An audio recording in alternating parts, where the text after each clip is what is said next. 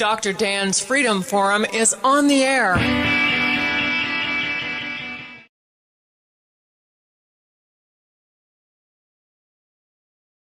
Good evening. This is Dr. Dan, and this is Freedom Forum Live, streamed every Tuesday evening, 8 p.m. Eastern Daylight Time on Facebook, X, YouTube, and Rumble. Tonight, the United Nations was founded to promote socialist one-world governance. American traders like Alger Hiss wrote the original UN Charter, which included organizational mechanisms to achieve world socialism by replacing the natural law rights of individuals found in our Constitution and the Bill of Rights with community rights granted by UN authority. The United Nations rapidly became an international forum opposing national borders, property rights, free market economy, and individual freedom promoted by America and its allies. In 1992, the UN initiated Agenda 21, which was designed to reorganize every aspect of human life on Earth. Earth's human population would be severely reduced, and those left alive would be forced to live in highly regulated, densely populated cities in which food, healthcare, travel, entertainment, and justice were controlled and administered by the United Nations. Bill Clinton's Executive Order 12852 enabled all of the environmental, social, financial, and climate change programs enacted by our government to support the UN Agenda 21. The key elements of the UN plan include climate change restrictions, environmental protection, social justice, the Green New Deal, land use regulations, sustainable development, population control, gun confiscation, and destruction of morality and the American family.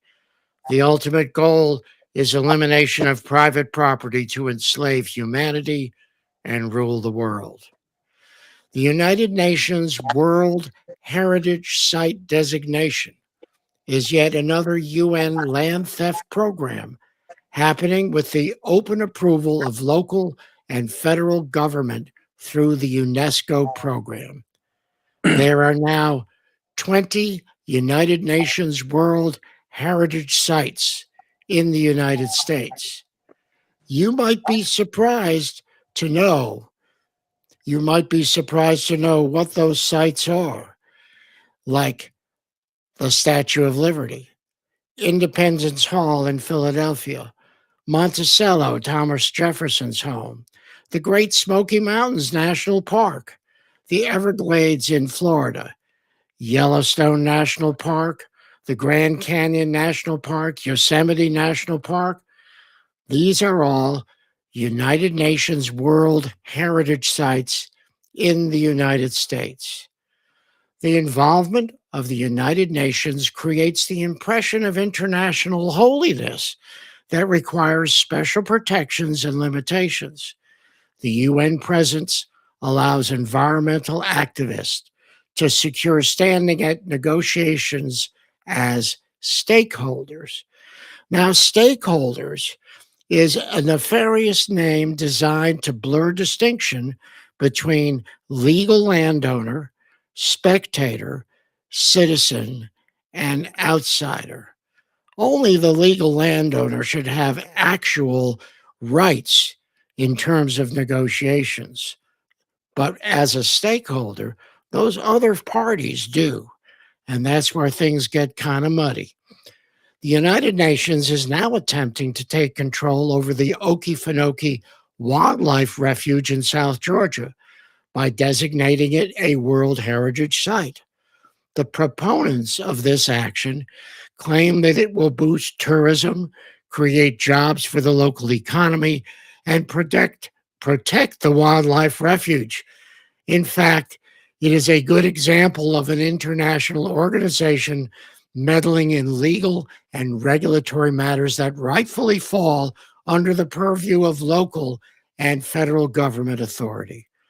Worse yet, it gives an unconstitutional voice to international conspirators whose primary aim is the elimination of national borders and the destruction of our country. Travis Sanctuary is a leader of citizens group in South Georgia, organizing his fellow citizens and local governments against the United Nations attempt to expand and take over administrative control of the Okefenokee. He believes that the UN, UNESCO, and the World Heritage programs in general are, by their own words, incompatible with our Constitution and with God's Word. So I want to welcome Travis Sanctuary and two fellow I would say co-conspirators, but I wouldn't want to use that. But they're friends of Travis's, and they are here with him in order to explain to us what's going on. Welcome, Brooke Strickland and Hamp Adams, along with Travis Sanctuary. Now, Travis, now a lot has gone on. You and I had an interview last July, and a lot has happened since then.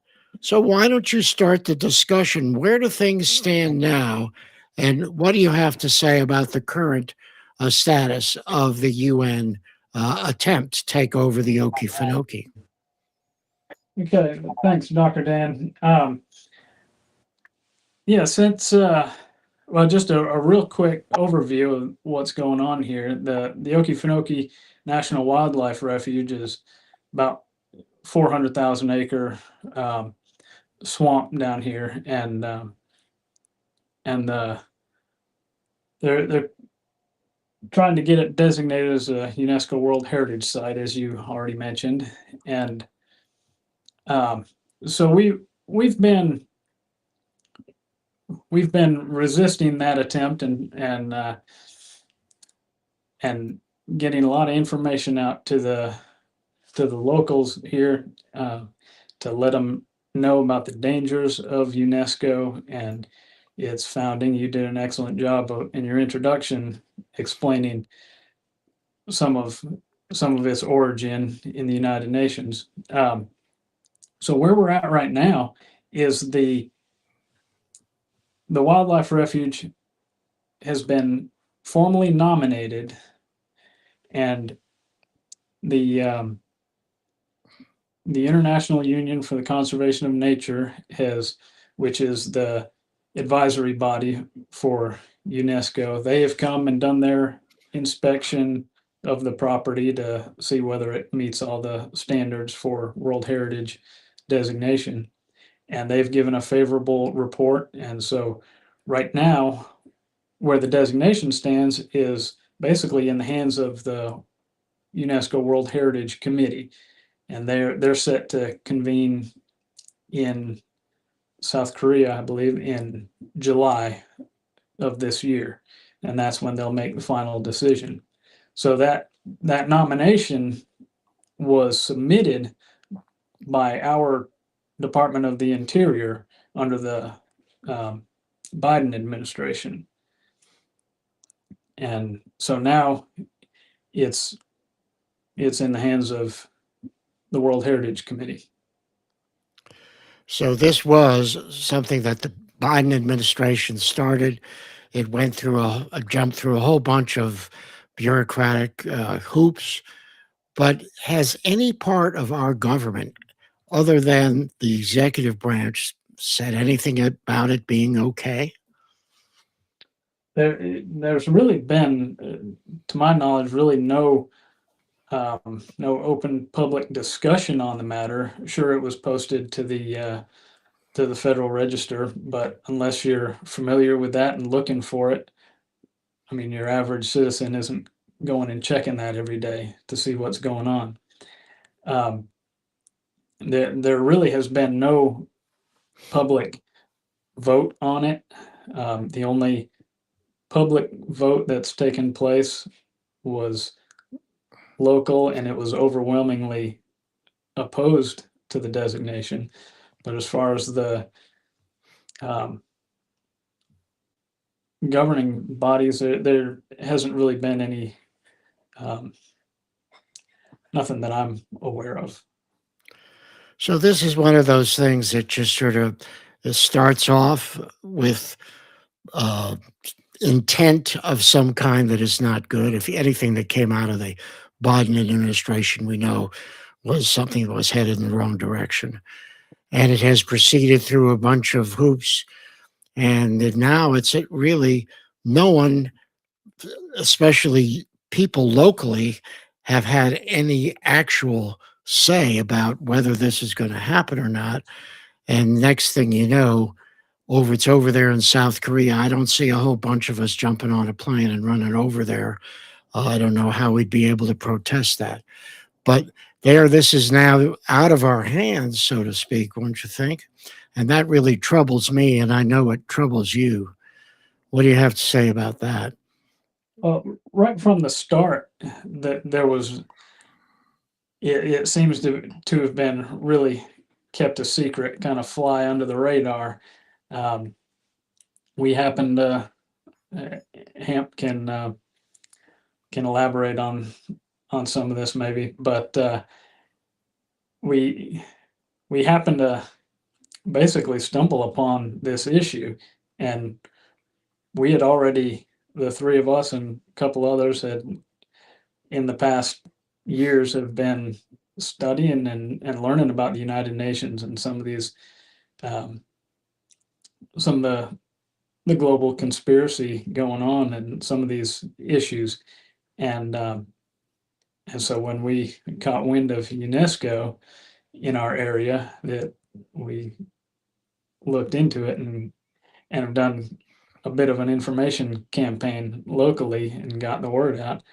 But had that not happened, I think it largely would have flown under the radar until it was done. Well, I think it would be a good idea if Brooks gave us a little history of the UNESCO and what that's all about. Brooks, why don't you tell us about UNESCO? I know you've done some study on that. Well, yeah, I'm not sure how much people really know about the United Nations and its origins. I know we're all told in our history books and stuff that it was right after World War II, and it was a well-intentioned body to come together and end all future wars. I just want to say that in the 80 years since the founding of the United Nations, I believe we've been at war for 45 of those years, so over half. So, you know, and that, I don't believe that's by accident, but UNESCO was founded right thereafter. It's really kind of it's a subsidiary of the United Nations.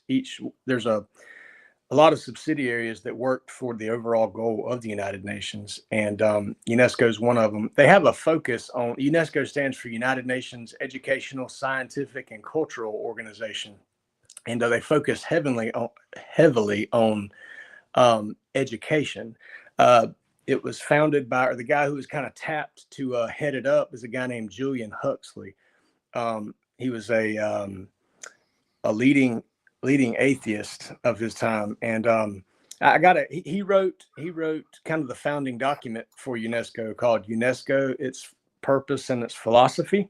And I'm going to quote a few quotes out of there to let you know what this guy was writing down.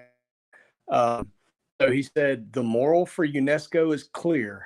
It must envisage some form of world political unity, whether through a single world government or otherwise. And if anybody ever has that, these are all on page 13 right here.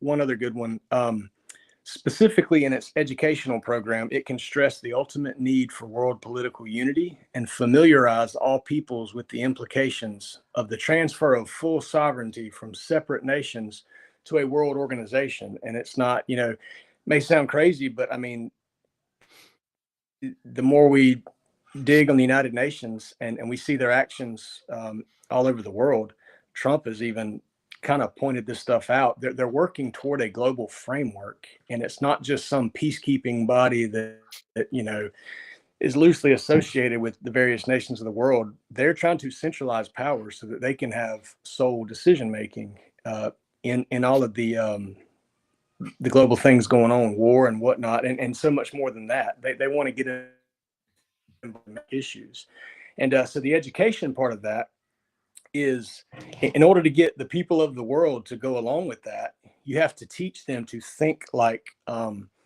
global citizens and not national citizens.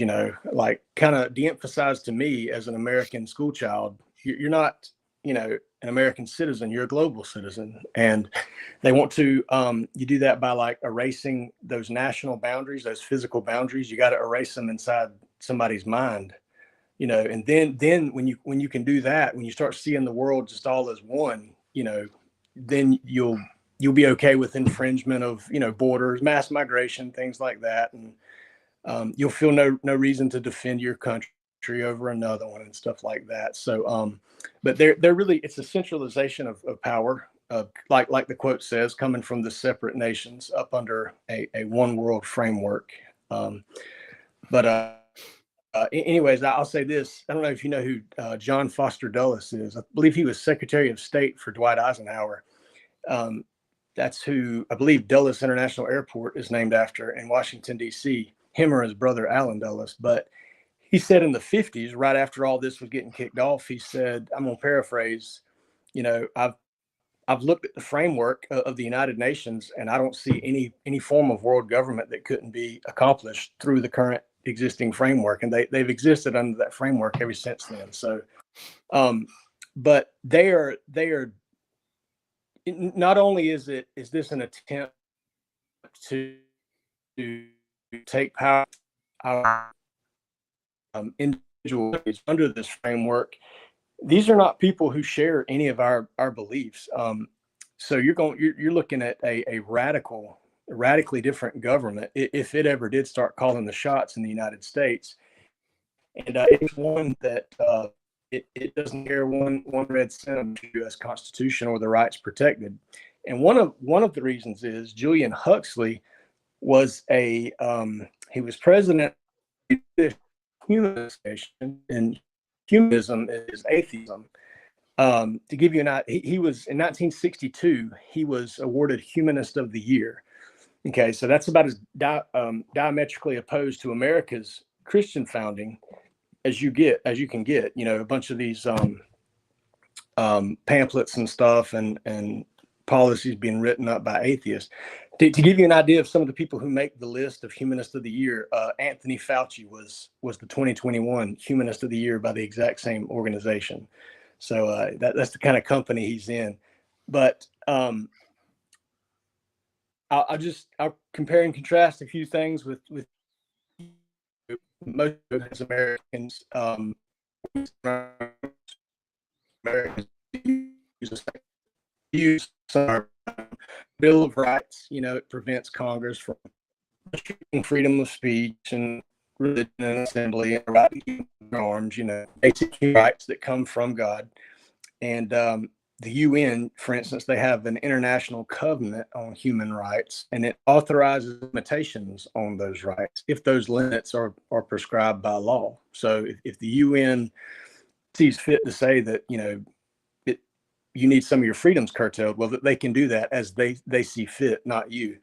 And the root, you see that because the root of our system and their system, and God or no God, and if you don't believe in God, you don't believe in God-given rights. So God-given rights are just as silly of a notion as a God. So so as they pass policies and try to have influence on our sovereign nation, they're totally okay with trampling property rights, rights to keep and bear arms, things like that, freedom of speech. They've attacked all three of those a lot over the years.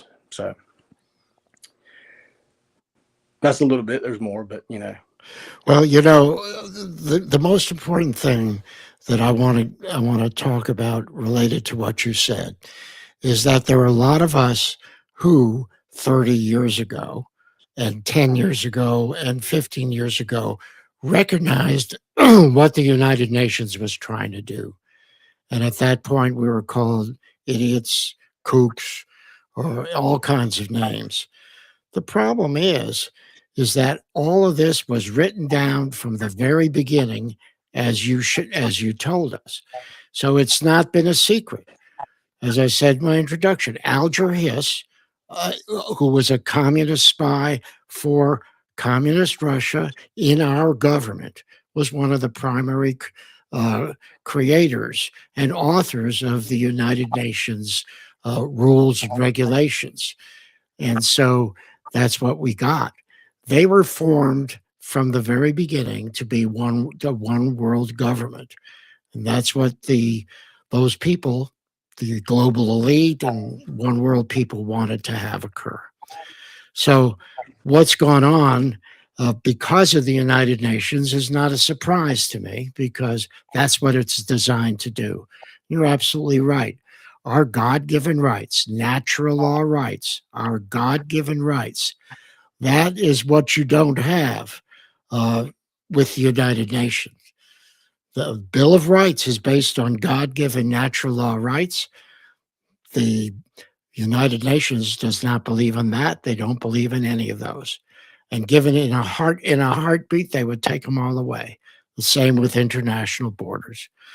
So you're absolutely right, and that's a great summary of exactly what the United Nations stands for. So let's go on a little bit about where are we now.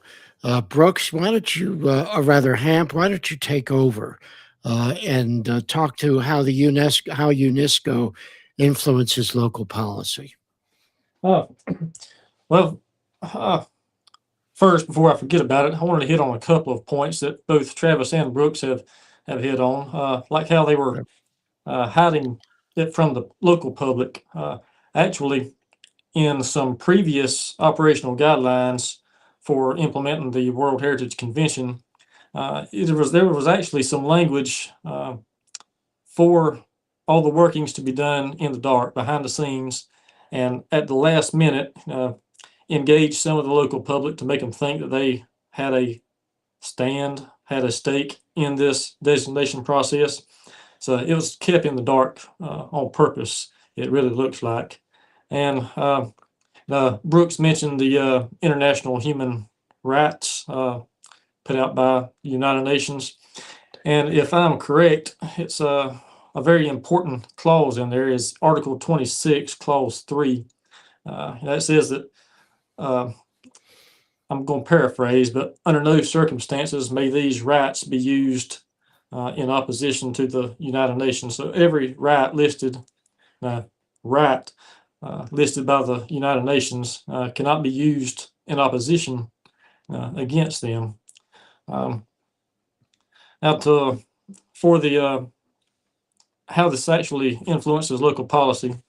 Now, the World Heritage Convention is a treaty. It was ratified by the Senate in, I think it was 1972. Everyone makes it plainly clear that they do not have any control. They do not affect the sovereignty of any member state, which that is true from a broad sense, but in a narrow sense, there is a lot of control through soft law and through just hard influence. Wake up my iPad right here, but in Article 5 of the World Heritage Convention, it states that the state parties to the convention shall endeavor, so far as possible, to adopt general policy which aims to give the cultural and natural heritage a function in the life of the community and to integrate the protection of that heritage into comprehensive planning programs. So endeavor, you look up the definition of that, that means you're going to try pretty hard as much as possible to do what you've been asked. And this was a treaty that was ratified by the Senate. So they're pretty much going to do whatever UNESCO wants them to do. As they integrate the protection into comprehensive plans and into the community, you go to the 17 Sustainable Development Goals of Agenda 2030. That was that in that was made in Rio in like 2015 or something. I built on to Agenda 21. Now there's 169 target points, I believe. And, if you look at those on the surface, they actually, most of them look pretty good. They want equality and conservation and stuff like that. But if you dig in deeper, equality, that's going to bring in your abortion and all this sexual immorality that they put upon children. That's what that equality goes to if you dig deeper. And also for local policy, there's the convention, the World Heritage Convention, and then there are the operational guidelines for the implementation of the convention. Now I'm going to read part of section 14 BIS. Says that states parties are encouraged to mainstream into their programs and activities related to the World Heritage Convention the principles of the relevant policies adopted by the World Heritage Convention, World Heritage Committee.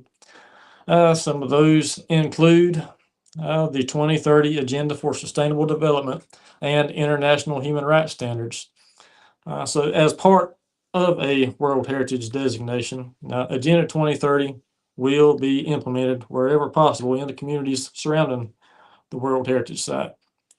Our Okefenokee Swamp Park is actually, they have hired a regional development manager or coordinator, I forget the official title, but this person actually, now the Okefenokee Swamp Park is a private, nonprofit tourist attraction, but through government entities cannot do but so much through UNESCO. So a lot of that is handed over to private corporations that can, skirt those boundaries. And they were very instrumental. They were actually basically in charge of the nomination file.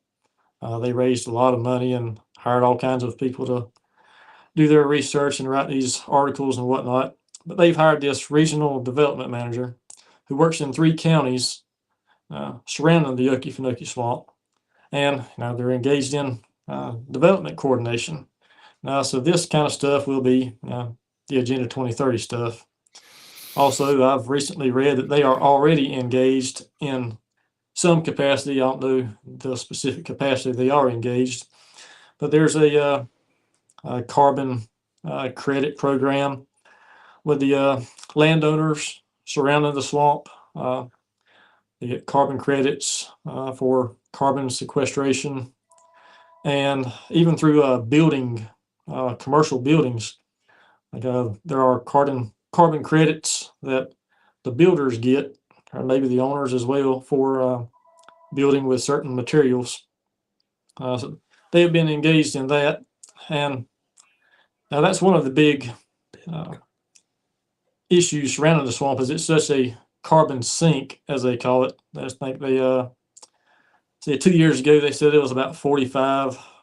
Well, I don't remember how many tons of carbon was sequestered, and then all of a sudden they quadrupled that number. That's an outrageous number now, but they say that is one of the most important things of preserving the swamp is that carbon sequestration. It holds so much more than forest, and I forget how much compared to the rest of the United States. But that happens consistently with World Heritage Site, is implementation of Agenda 2030 and the climate change stuff, and even tourism. That has been their biggest push. I think I should mention this as it crossed my mind. That is their biggest push. It is a revenue generator, and as it boosts tourism to the area. But Travis and I both actually, we ran lines of regression on other World Heritage Sites in the United States, of a natural World Heritage Sites. And as a general rule, none of them saw any significant change post designation. We got the numbers from the National Park Service from years before designation and after. And now there was no significant change. I think there were 2 that actually had a a change, and that was, I think, the Grand Canyon and the Great Smoky Mountains. And that wasn't necessarily directly correlated to designation, but through advertisement. As a general rule, that is what brings in more tourism, is just good marketing rather than World Heritage designation. So what you're really talking about is a campaign of disinformation. That's Yes. what's going on. Yes, And, exactly. you know, really, that's what happens with government. When they want to do something that they know is unpopular or not good for the country or downright unpatriotic and un-American, they try to hide it in some way. They sugarcoat it. So they say more tourists will come, more tourist money will be in your community. But I know from talking to Travis before, that's just not the case. You know, when you look at these other World Heritage sites, they didn't get more tourists going there because of that designation. There was a natural increase in tourism that was occurring before the designation, which continued to some degree after. Not at all a direct correlation. So what's Right. happening here is exactly what government does. It basically lies to us, lies to people in order to get their way. This is obviously the United Nations needs not to be in our country. They are really do not, they want to destroy America. That's about as simple as we can put it. So what else, Travis, is going on with this whole situation now? Well, we've made some progress locally. All three of the surrounding counties in Georgia that surround the Okefenokee Refuge have passed resolutions standing against United Nations influence, basically committing to nullify any regulations or anything that's traceable back to the United Nations. That has been accomplished. It's one of the best things is that locally here, just getting this information out to people. I mean, we were amazed how many people turned out to. We had an event, gosh, almost 2 years ago now, an information event with Alex Newman. I think you interviewed him at one point. Yep. And he came and spoke on UNESCO, and an excellent presentation on that, and just a number of people that have gotten involved. And I mean, I don't know, maybe Brooks can tell us how many signs were handed out, yard signs handed out that day. I mean, it was so. Anyway, we've a big accomplishment locally has been getting those resolutions passed as kind of a safeguard against UN influence, and that's just the beginning. Now that tool has to be used moving forward. But I'm just thankful for those, especially Brooks put a lot of work and effort into getting that done. And Well, you guys have put out a huge effort, and you're to be congratulated because of that. You've organized people in your community. You've organized the county commissions in surrounding counties. But you know as well as I do, that's just the beginning. You guys can't sit back now. What plans do you have to continue to fight this? Because even if it is designated, that's when the bad stuff really starts. And you do have control over a lot of that because your county commissions and your public pressure on your government can prevent a lot of that from happening. What do you think? you know, like I was saying with the county resolutions that have been passed, that's a tool that we have to use, and we'll do what we can to influence our commissioners to take advantage of that and continue a public awareness campaign on these things. We've got a Facebook page now, Americans for the Okefenokee, where we put out a lot of information just on things that are going on directly related to UNESCO primarily, and that's been a good tool to get this information out. When people are informed and know where this stuff is coming from, they tend to act on it and speak up.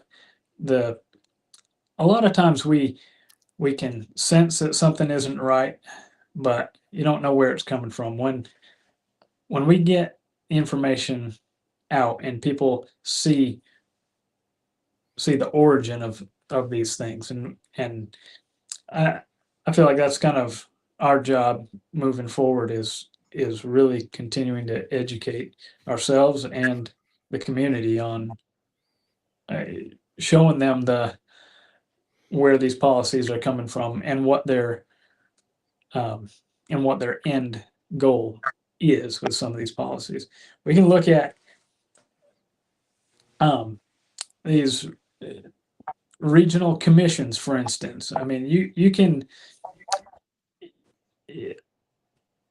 I think of it like there's the deep state, but these regional commissions is one thing I look at as kind of an overlay government, where it's right in front of us, and they use these regional governments to kind of, these are not elected people, and they're used to influence, pick winners and losers in industry and in the market. So that when you look at their websites, you can see information basically copy and pasted from the UN and UNESCO websites. Their color schemes are all the same as the Agenda 2030 color schemes, and their visuals and everything. And you can tell where this stuff is coming from. So educating people is really the most important thing we can do. You mentioned the NGOs. That's what you're talking about. That is a very clever device used to take power away from local commissions. I'll give you an example.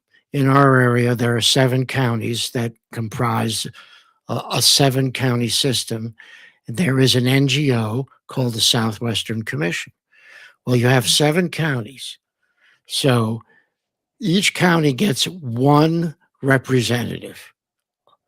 That's first. Then they take representatives from each of the towns, representatives from each of the cities, and then various what they call stakeholders. And then so you have a governing board of 40 people, let's say, 35, 40, 45 people. Your county has 1 vote.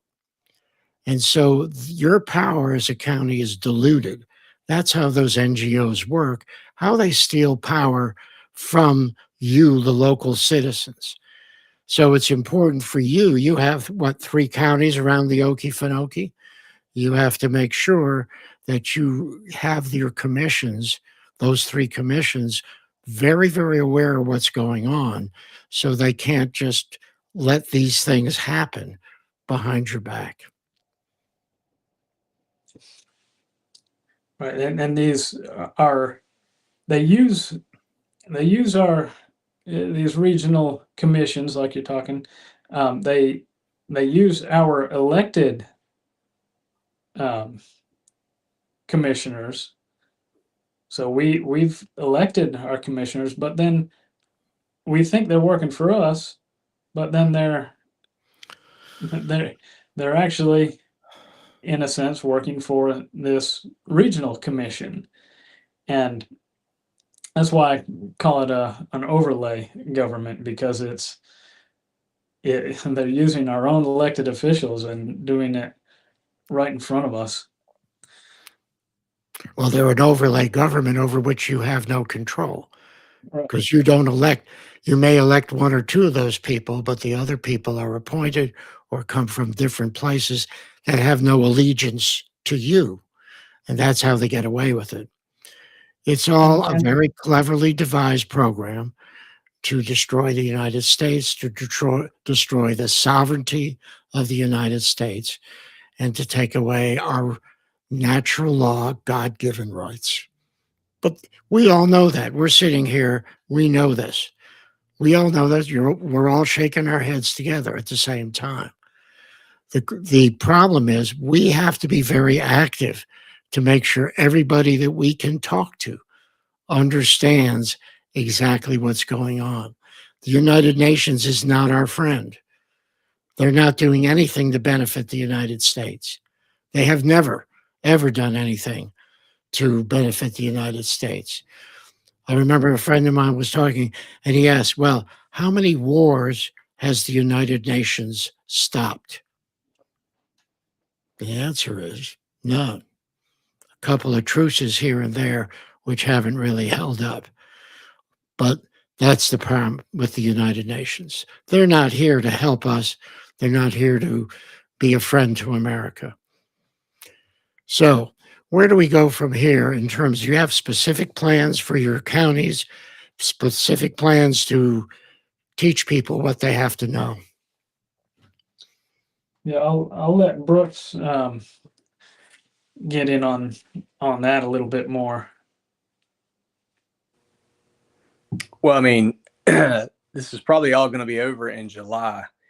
And on this specific issue, I'm not, there's maybe one or two things we can do, but moving forward on the overall globalist push, there's plenty of things. I think one of the best, if this is not stopped, I think one of the best things that this has done for the area is given us an opportunity to plant seeds about what kind of monster we're dealing with here. It's put the county commissions on notice with the resolutions, so when things do start happening in the swamp, this won't be the first time they've heard Agenda 2030 or overreach or soft law or anything like that. So I think the groundwork has been laid to take a better stab at this stuff in the future, even if the World Heritage Site does come. We're working with an organization. We actually have already done a video with them called CFAC. I don't know if you ever heard of them, but we hadn't hashed out all the details, but we've got one more little event that's going to be a video, and we're going to try to get it to the Department of the Interior. We hope, God willing, to do that in the next month or so, and kind of let them take that and get it to who it needs to go to. But and we really there's some different names out there. You always kind of you want to get a lot of people to be able to send an email somewhere, but you want that to be a coordinated effort. We've done it before, sent it to the White House, and had a lot of people send emails up there. And a month or two later, Trump did the executive order to look into UNESCO. I have no way of saying that our effort kind of brought that to some of their attention. We'd like to think that it did, but I'm thankful that it's on his radar too. I want to say that last May, the State Department said that they reject and denounce Agenda 2030. So the Trump administration has already said that the United States is not playing along with this. It has so many fingers, and it's in so many areas, and it's so subtly implemented. It's hard to know. It's still going on in a lot of places, just because it's hard to identify it to a lot of people. So, and Trump can't be everywhere all at once, him or his officials. But yeah, we're probably going to do another big email push to the White House like we did before. Try to get several thousand sent off there, and different ones. But it's a little bit of a kind of that Hail Mary moment. But we're thankful for everything that we've been able to accomplish so far. And we're going to use this, if nothing else, as a springboard to continue to fight this overall globalism in the future.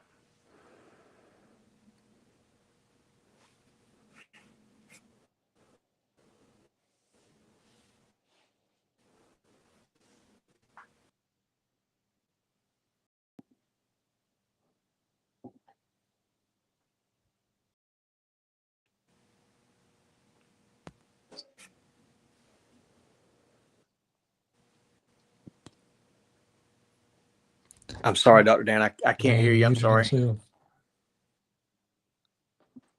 Okay. Oh, y'all can't hear him? There I go. Sorry.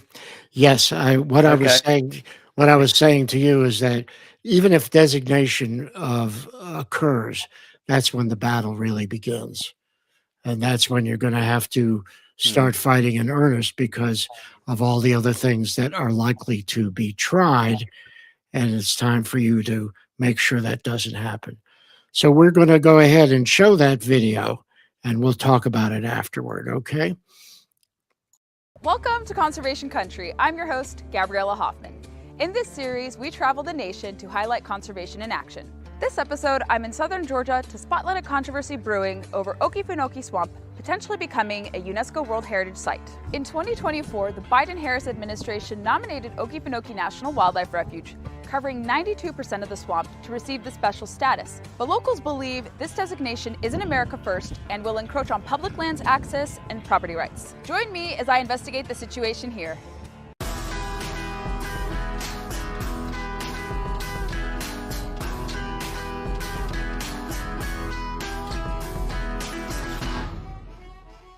Okefenokee Swamp is located an hour northwest of Jacksonville, Florida, on the Florida-Georgia line.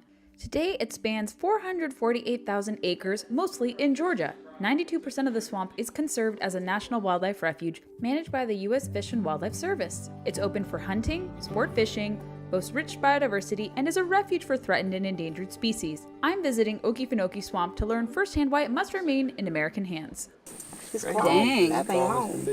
Oh my goodness. Get the scales. Sure. We're doing a documentary. We like so, are you? Yeah. Oh, cool. About why to keep Okefenokee in American control. A UNESCO World Heritage Site designation is bestowed to places of significance, namely cultural and historical landmarks. 26 UNESCO World Heritage Sites currently exist in the U.S. Globally, World Heritage Sites have mixed results, including negative consequences. These designations often come, quote, at a cost to the local population's human rights. Stanford University lamented that, quote, UNESCO's World Heritage Program has lost its way. On December 24, 2024, the Biden administration formally nominated Okefenokee to become a UNESCO World Heritage Site. But all three counties bordering the swamp now oppose the designation. I spoke with several concerned stakeholders from two affected Georgia counties who worry about UNESCO coming into their backyard. Commissioner, can you explain why you're opposed to the UN designating Okefenokee National Wildlife Refuge as a World Heritage Site? More than anything, I don't like any organization that I would consider an entangling alliance. Many of the UNESCO members are adversarial nations. China, Russia, Afghanistan, all would sit around a table and potentially vote on what should be domestic issues. We're a highly regulated, highly bureaucratic country. We've got the Department of Interior, EPD, EPA.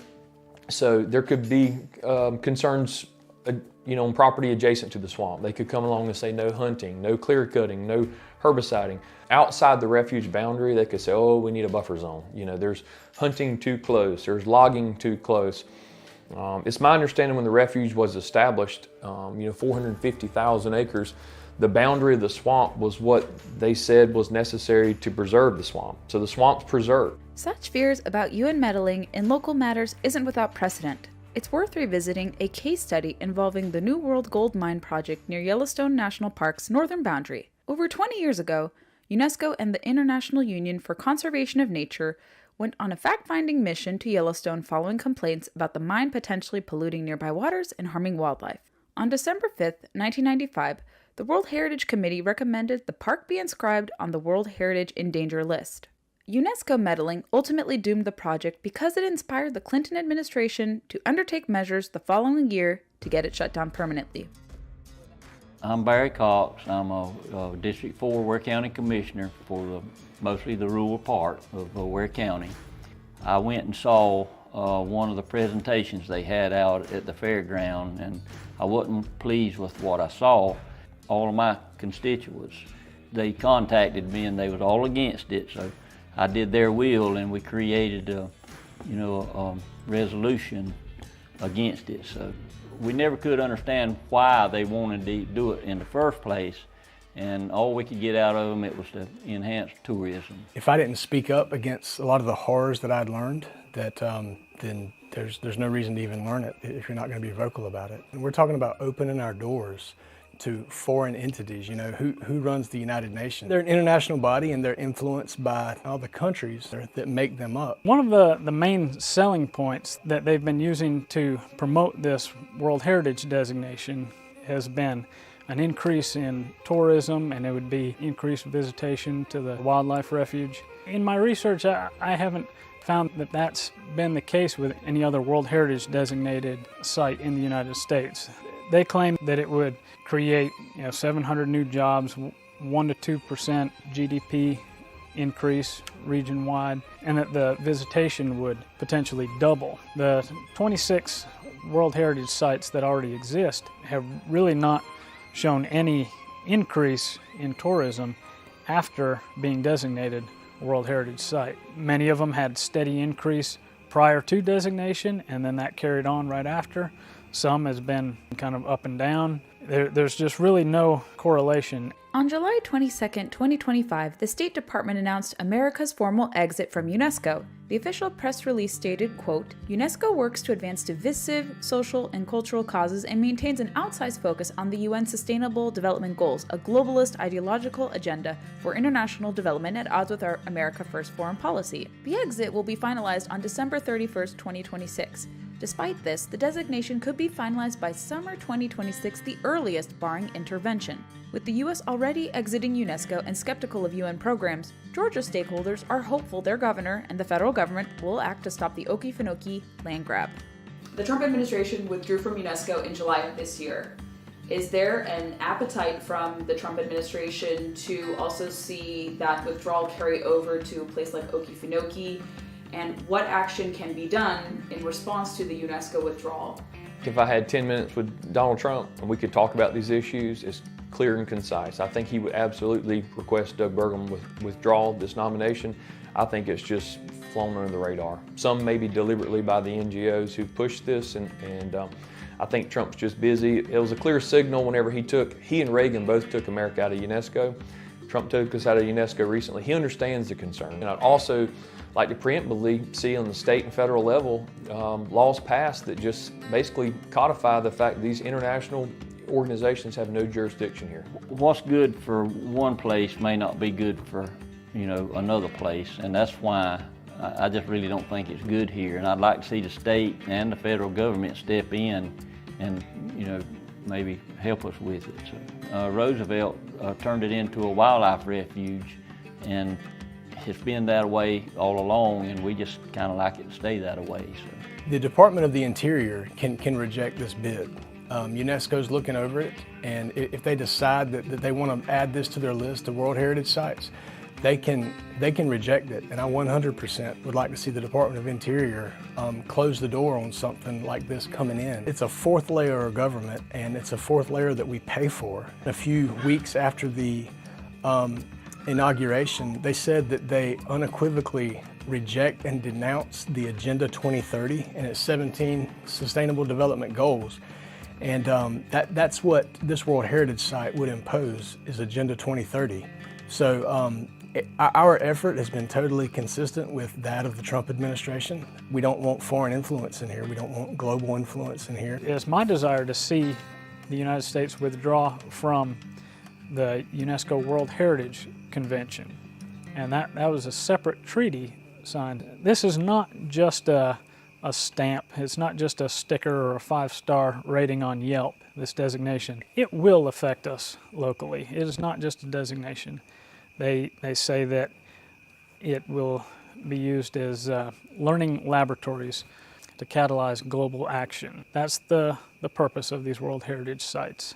And and we need to be aware of that locally. We ended our time in southern Georgia at an Okefenokee style cookout. There, our videographer Madison, also a talented musician, performed some familiar songs for the group.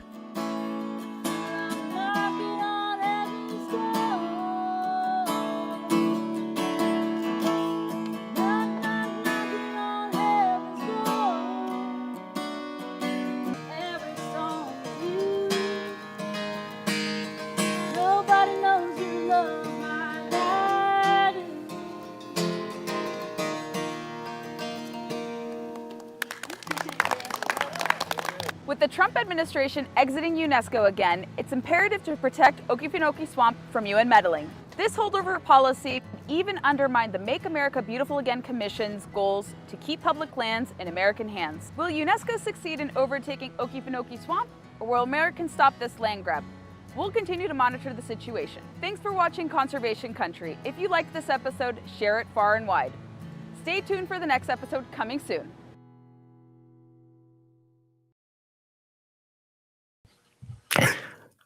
Well, that sounds like it pretty much tells the story, I would say.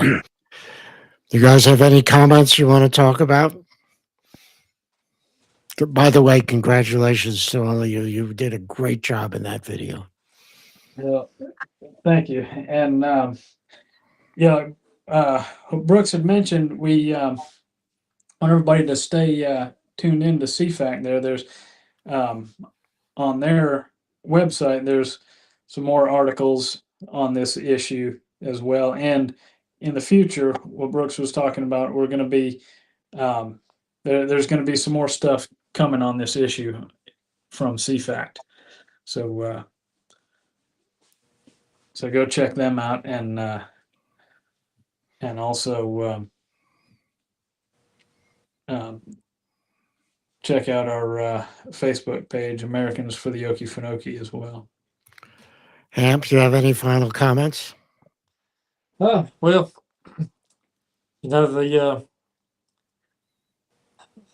UNESCO, the way they work is very dark and deceitful. I want to give the example of Mammoth Cave, Kentucky. A lot of listeners may be familiar with that, but it's been a World Heritage Site for quite a while. It began with about 50,000 acres in the park itself, and then later it became a international biosphere reserve, and it expanded that sphere of influence from 50,000 acres to over 900,000 acres. That was for water quality issues, they claim. So I spoke with a few farmers up there, and they said once it became a biosphere reserve, there were new incentives. So most of them cut their farming way back. They were paid using our tax money if you stop farming. And there's some UNESCO documents that say that they are to use. Our policy would include costly economic incentives to influence our people to follow, the orders, what UNESCO wants.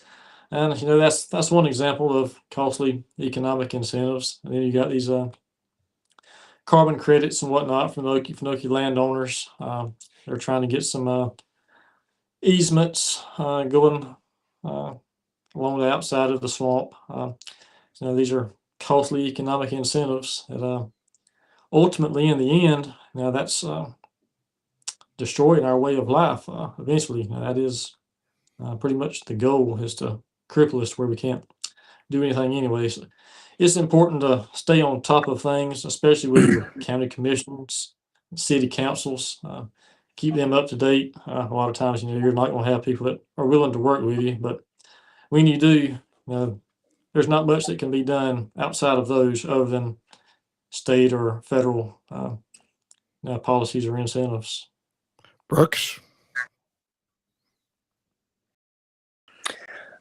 Yeah, I would encourage everybody to look at our Americans for the Okefenokee page for a couple reasons. One is just to learn a little bit more about UNESCO and the UN and the overall threat. And two, they have a tentative list of sites that are coming up for nomination. I believe over in Birmingham right now in Alabama, the civil rights museums and stuff, the area at that point in history, they're looking at designating them. Look at the place, and if one is happening in your area, please use us, or there you could get some citizens together, educate them a little bit on the UN and UNESCO, kind of like we did, and paid. I see some steps and some of the back and forth things that we've done in this effort. We don't know whether or not we'll stop it or not, but it's still we've done we've been blessed to push back a lot more than I think some of the proponents thought. So I would be proactive and see if one is coming anywhere close to you, and use us as a resource, and stop it. Maybe you can get it stopped in areas, where we weren't able to. So. Well, thank you all very much. This is really a very important topic, and it's a call to action. And I think we ought to go to your Facebook page, help you out, and I'm sure you're willing to help all the rest of them. If we come to you with ask for help in our own local areas, I'm sure you'll be willing to help out. So thank you all very, very much. It's been a pleasure to have you on tonight. Very, very informative evening. And I know that my listeners will be looking very carefully at what they need to, because this could happen in any place in the country. Good night, y'all. Have a good evening. Thank you. Thank you.